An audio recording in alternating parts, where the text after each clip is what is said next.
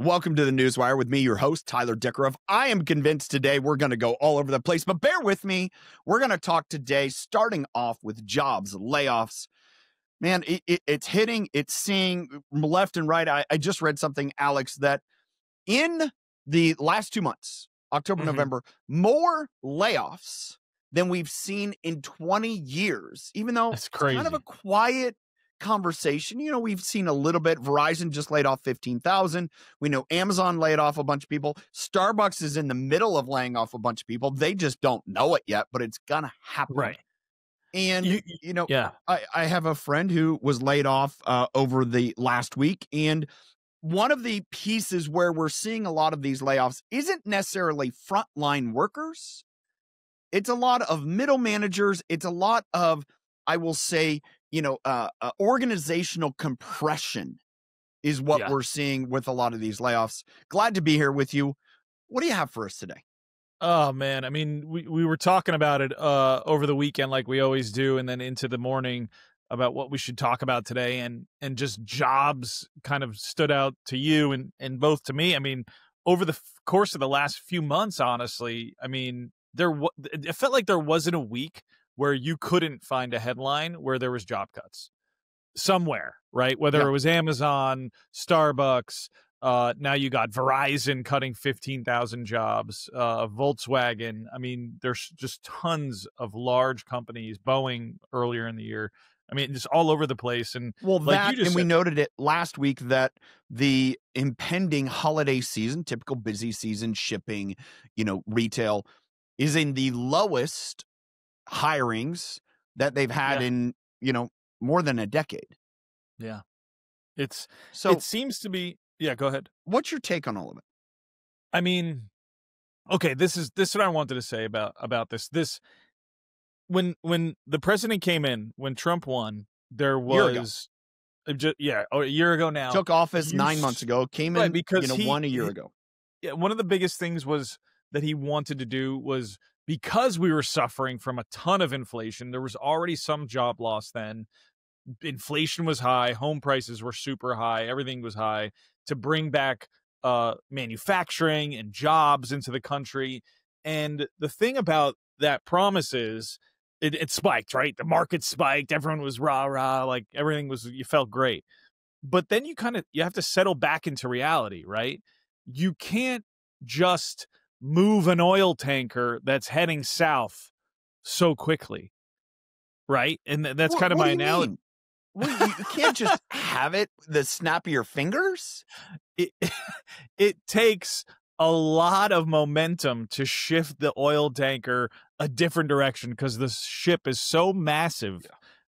And that is time, right? Which with an economy like America it's going to keep if it was already heading south, it's probably going to keep heading south until you can actually build the plants and you can implement all of the different. We had the government shutdown was also slowed things down, which we might have another one in January, but that's another day.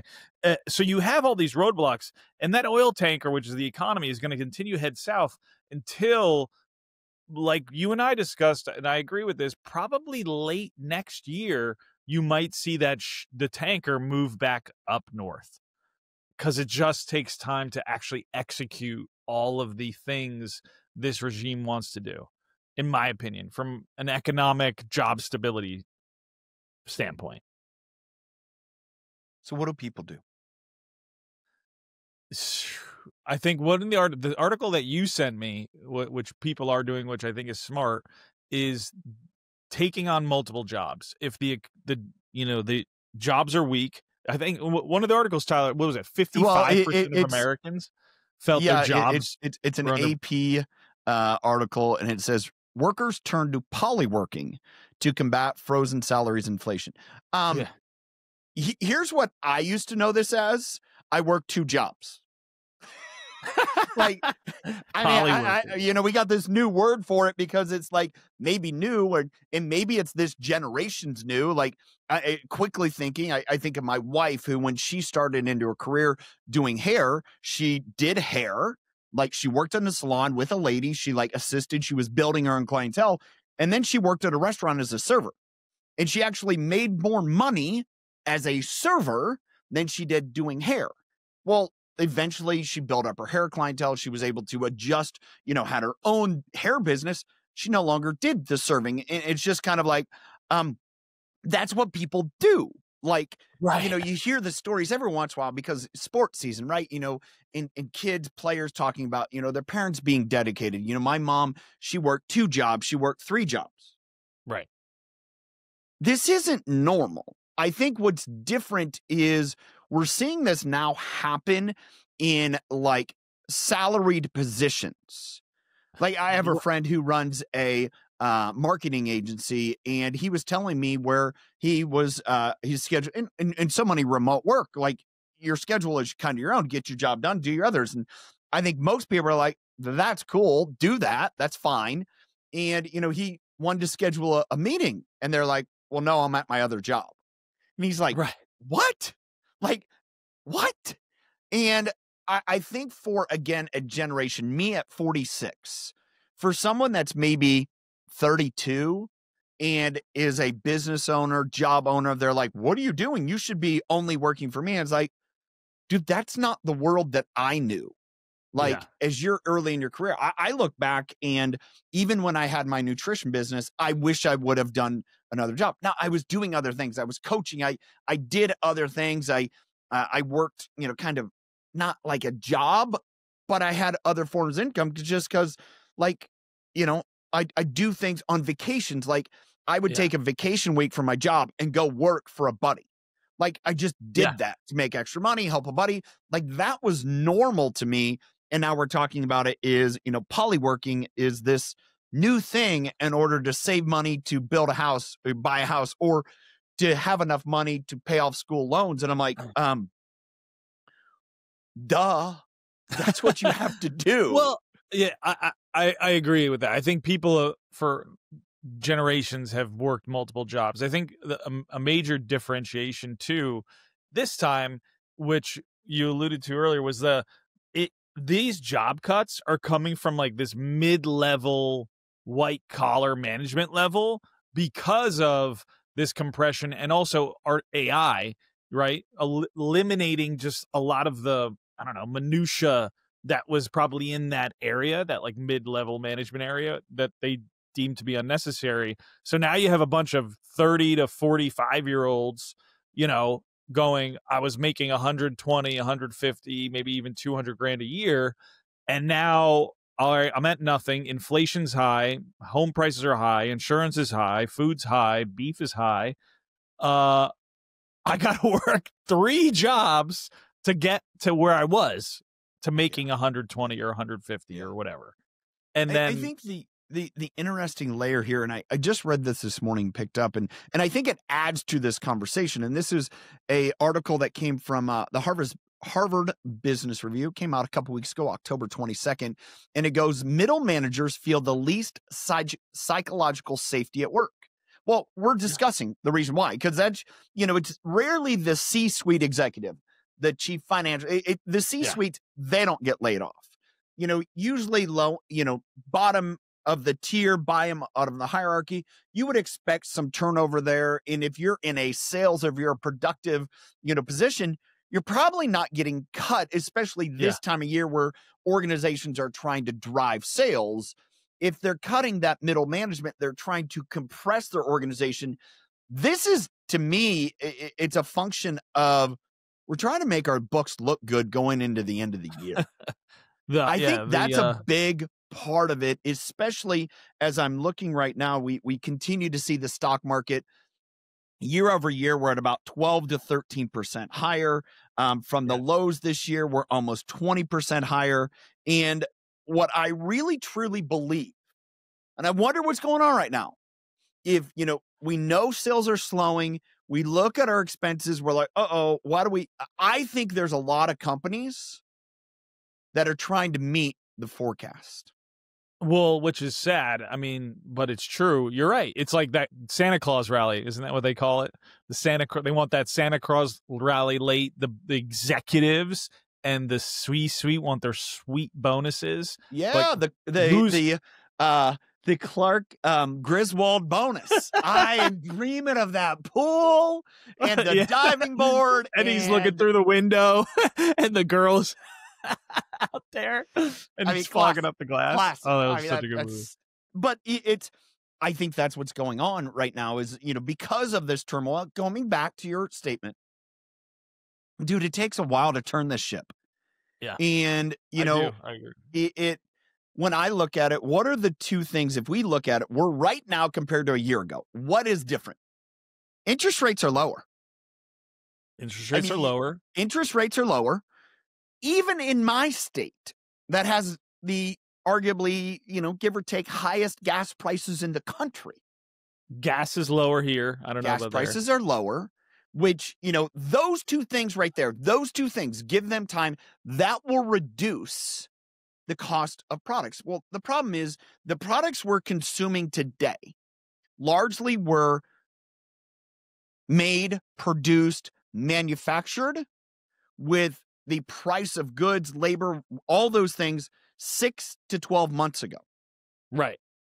That's just a reality of it. Like if I were to slaughter a steer today, which is coming up, it's about 2 weeks away. Right. and if I were to do that, those are about 13 to 15 months old. So that means everything that's been put into them is old money. Yeah. And, there's because the market's short now, commodities and markets drive themselves, but there's not enough relief because these prices haven't gone low enough. And this is what I believe. Just my thought. I think a lot of it has been, how do we make the right adjustments and not absolutely crash the economy? That's the $1 trillion question. It's like a big number. Debt. We could talk about the debt crisis another day, but if you and I have a theory there of what the only thing that could really get us out of debt, which is war, what that might look like. But do you want to go back to like commandeering pools of gold? I mean, is that going to solve it? I don't know if that's the option, but tongue in cheek, it's man, this process is going to be slow, and that's what it is, in my opinion. And unfortunately, that slow does not work for people. And I think going to the polyworking, the multiple jobs, getting laid off, and how do I deal with it? It sucks. Yeah. And I've never personally been quote unquote laid off, but I've been fired, meaning, my consulting jobs, I got fired. I had 1 year where I got fired by a client the day before Thanksgiving. Yeah. The Wednesday before Thanksgiving, I go to have a meeting and he fires me, and it represented about 25% of my income or 100% of our profit. And it was like, oh man. And I remember back now 17 years ago when that happened, it was a gut punch. It was a gut punch because, where we were economically, trying to figure things out. Young family. We had 2 kids. Our youngest was 7 months old. And, Kelly was no longer doing hair as much, pretty much hadn't at all. So it was just a single income family. And, one of the things that we had to do is we had to all right, what do we do to tighten, to scrunch, to make this work? The thing that I didn't do, looking back, had I wished I would have done, is find something else to build my confidence. Yeah. Find something else, a different job where, I could have, made a little extra money. I think at that point, I think Kelly might have gone back and tried to do, some hair a little bit here and there. She would do some stuff at home and help out. We had not learned about network marketing yet. Direct sales, those are always amazing ways. And now today you have between online Amazon stores to Etsy stores to, different influencing marketing. There's so many ways to make money in that facet, but you got to be open-minded. My friend who got laid off has a background in finance. And I have another friend who got, decided to leave his job several months ago, is in marketing. And I've said to both of them, it's like, man, the opportunity to do something consulting and fractional is huge. Yeah. Like, And I'm going to say one more thing, and then go ahead. You go into it. no, you gotta finish.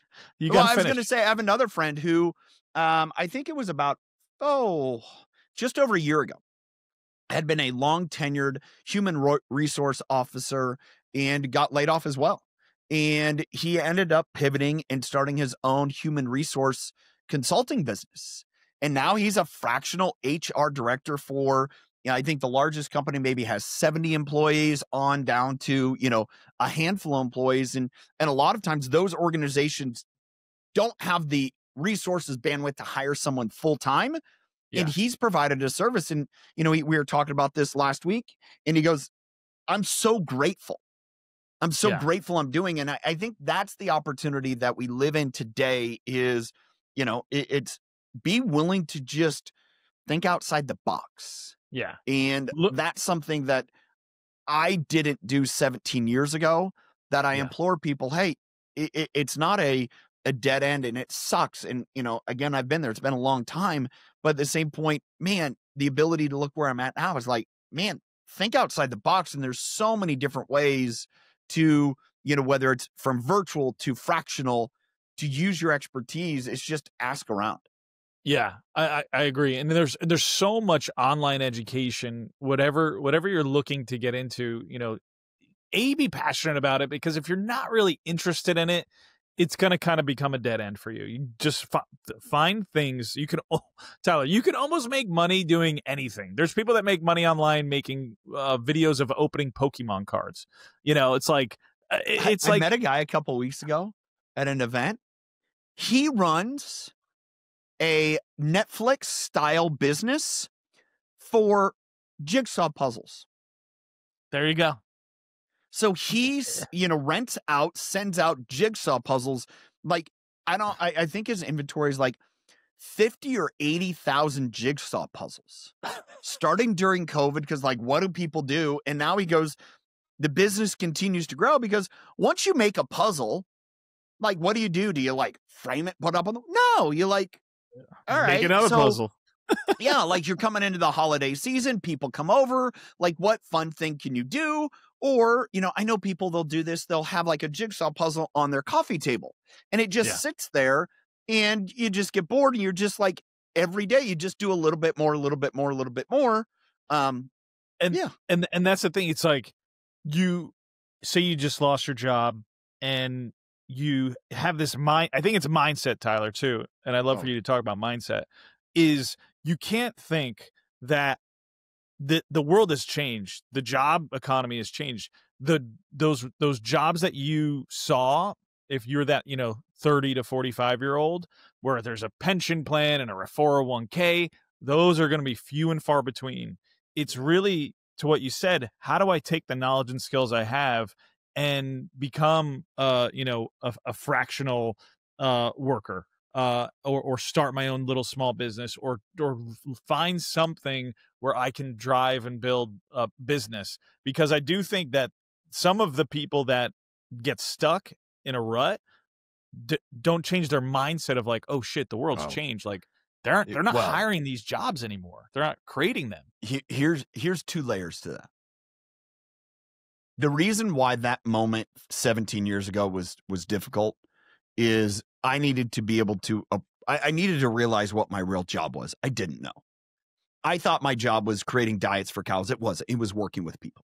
I didn't understand that. In my own naivety, lack of mentorship, lack of my own desire to seek mentorship, I didn't get that. I had to learn it the hard way. The number two thing is it was, much of that same reason, but the biggest difficulty I had serving people were how my insecurities, my fears showed up. And I think that, I asked my friend who recently was laid off. I said, what did you learn? He'd only been on the job, 15 months. It was a different industry because the industry he was in hasn't been hiring. We talk about that. We'll layer that one in, just, the ghost jobs, right? And so he's like, hey, I'll go do this. It seems like an interesting, pivot. I can do the job, whatever. It's leading a team. And as we were discussing, I'm like, what did you learn? And I think that's such an amazing facet to be able, whatever you go through, and some people poo-poo it, it's like, you can learn from any situation. Yeah. And, he shared that he learned that he was better at leading a team than he realized. Like, yeah, you got things done. Your team had great results, whatever. But this I don't know, and I'm going to make this up and speculate. It's like, but we're, and I think one of the things that we learned is he wasn't willing to play the corporate game. And, part of the corporate game is just do enough so your superiors look great and you don't upset anyone. Right. And, that's very much the corporate game. I have a hard time with that. That doesn't fit me. It doesn't work for me. That's, why I've had my own businesses. Now, I believe this, and many people will say, well, I just can't work for people. If you can't work for people, people can't work for you. I said it. It's the reality. If you say, I just don't work well, for people, I need to have my own business, then guess what? You are constantly going to have a revolving door of people that work for you. Yeah. And I had to learn that the hard way. And unfortunately, it's a little bit of, if you have that mentality, like I could go work for somebody today. Absolutely. Now, they have to have the same values. They have to, it has to be the right fit. And there's nothing wrong with saying that. I don't know. I'm probably not the easiest person to work for, but yet I also know that I go out of my way a lot of times to empower people. And, because I think that's the style of people I want working with me, is people that are empowered to say, man, you're an expert, go and run with it. I will say, the mentor part, the coaching part, there are some amazing coaches out there like yourself, Tyler. You're a great coach because you live the life. It's so important, and I think this is going to be a great time for coaches and mentors if people really find a good one that they can stick to, because it can help you accelerate that. Like you were saying 17 years ago, you didn't have that person. And it's like, shit, if I had that person, I could have maybe made a better decision. And I do think that is so vital. If you're out there and you don't have a coach or a mentor, this guy right here is a great one. And that's coming from the heart. He's a great guy. You're a great guy, Tyler, and really share your true experiences with people. And that's really important as you go through this process. Well, thank you. Number two is the reality. I wasn't ready yet. Right. And part of that is, and I implore on people, is if you're going through things, like, have the mindset to learn from it. And sometimes, your spouse is a great person to share with you. This is what I encourage you is have friends. I'm fortunate that, like I said, that the two guys that I mentioned are part of my inner circle group. And, as we have conversations, like, as I said, is one of them, it's like, dude, you are so good at this. Like, this is what you need to be going. If I had an organization where, the one guy who's from a banking has done, some utilities work now, is like, dude, if I had a construction, if I had any type of utility, if I had any type of like hard business, a blue collar business, man, you would be such a value because of what you've done and what you've gone through. And also you have an understanding of sales. It's like, hey, we can't cut marketing and expect sales to be better. Doesn't work, guys. And yet oftentimes you get into financial people only and they don't get that. And, so again, it's seek that mentorship, find people. It's one of the things that chapter I'm writing my book is, our greatest value is the belief that you have in yourself, but the beliefs others have in you too. Mm-hmm. So the belief in me and the belief in you, that is what drives us to find our greatest value. And a lot of times I look at these experiences to say, hey, it's not the right time, fit, whatever, to use those as launching points. Sometimes it needs to crack the mirror. You're not as good as you think you are. I wasn't as good as what I thought I was. I wasn't serving the right people. I had the wrong mindset. And I had to learn, I had to grow. And honestly, I did it the hard way. But yet, I think it's what doing it the hard way comes back to what you're like, yeah, I can relate to the person who is insecure and like, oh, they, speaks badly about everything at their job. It's like, nope, you're the problem. That's not bad. It's just, you're the problem. And, it is what it is. Tyler, I was gonna not to pivot the conversation, but Yeah, it's time to pivot. I don't think we ever answered this, but to turn the oil tanker back north, you've seen this Treasury Secretary, I think Bessent's $2,000 stimulus checks, Trump posting about, cutting, taking tariffs off certain things, which these seem to be like putting Band-Aids on things. Like, what is it really going to take? And I know we talked about timeline, maybe Q3, Q4 of 2026, but like, when will you see signals of like, all right, this is about to turn, like this economy is going to get rolling? You ready for this?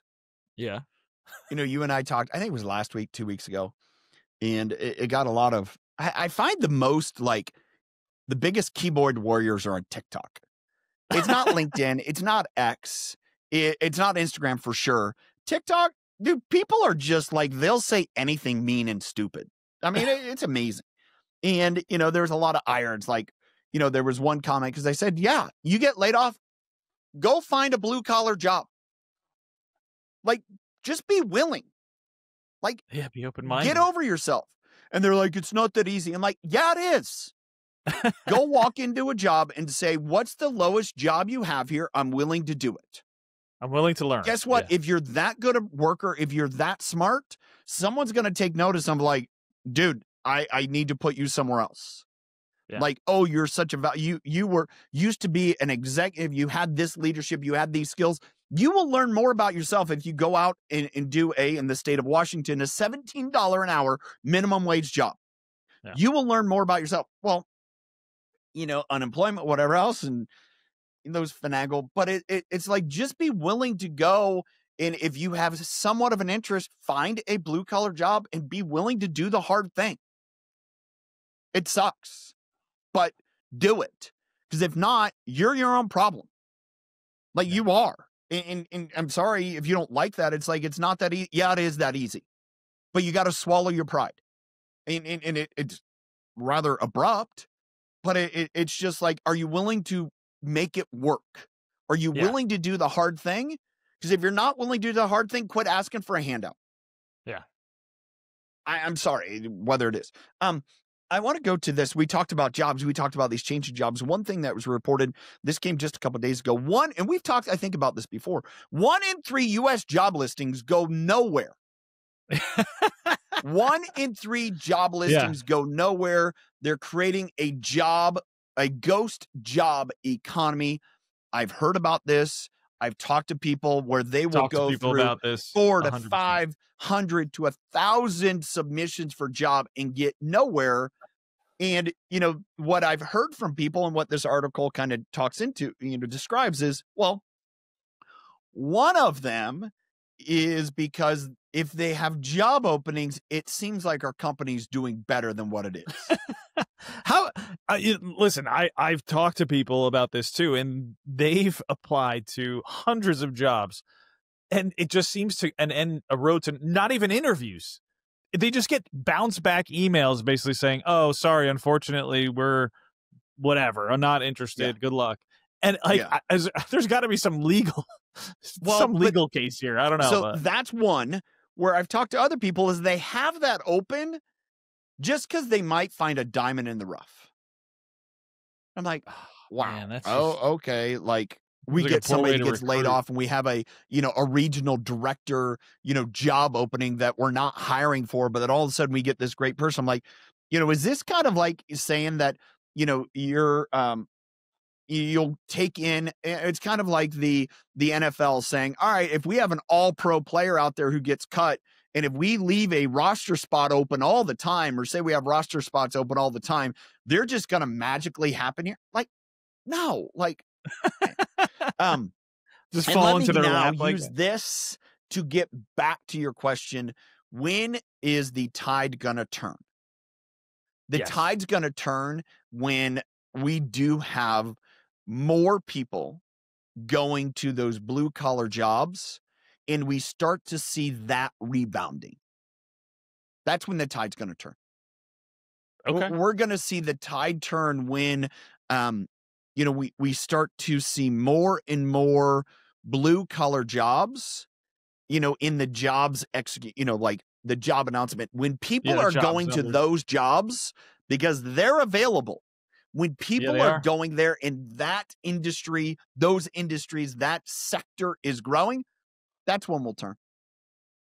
Because Keep up. that'll Look have out. momentum and create momentum. And so what's that going to take? That's probably going to take some of those major worldwide investors to be done with all of their permits, their legal, hoopla, Yeah, to the be able to start bureaucracy. building that plant in the middle of Arkansas or, wherever those plants are being built. That's when we're going to start to see it change. But as long as we fight it and try to push it off, it'll be more of the same, man, because we haven't learned. Haven't learned. It's no different than 17 years ago when I, get fired and I'm like, all right, well, I don't want to get fired again. I just got a really good job, take a really good care of all of my current clients. And I'm like, well, did I learn from what I didn't do? Did I figure out a different way? Not right away. In time I did, because I learned that, I don't really want to do this. This isn't what I love doing. Right. And it took me a while. And I think it's going to take our society, and it's going to have to then affect Wall Street. Oh, yeah. And I think you're seeing rumblings of that now. Well, and I think that's why the drive to, quote unquote, make everything look good through the fourth quarter is where it is. Because you get through the fourth quarter. Right. You let it slide through the first quarter. You can just understand we're going to have I'm not a betting person. I'm not a gambling person. I told you this last week. You can speculate. I told you this last week, and I have no idea. I wonder what the stock is doing now. I told you I'm down on NVIDIA. I'm down on NVIDIA because of the idea of what I picked up. There's a lot of people that have, overbought because, hey, buy. This was another TikTok comment that was like, if their energy isn't the problem. Yeah, it is. You know how long it takes from conception to the first scratch of dirt moved for a nuclear plant? You know how long that takes? I just learned this from my buddy who worked in the energy industry. I have no idea. That takes. Years? Months? 5 years. Takes 5 years. If say we wanted to build a new, it takes 5 years to what? 5 years to go from conception. Hey, let's build a nuclear plant. To, okay, we got everything done. Now let's start moving dirt. Takes 5 years. It's crazy. 5 years.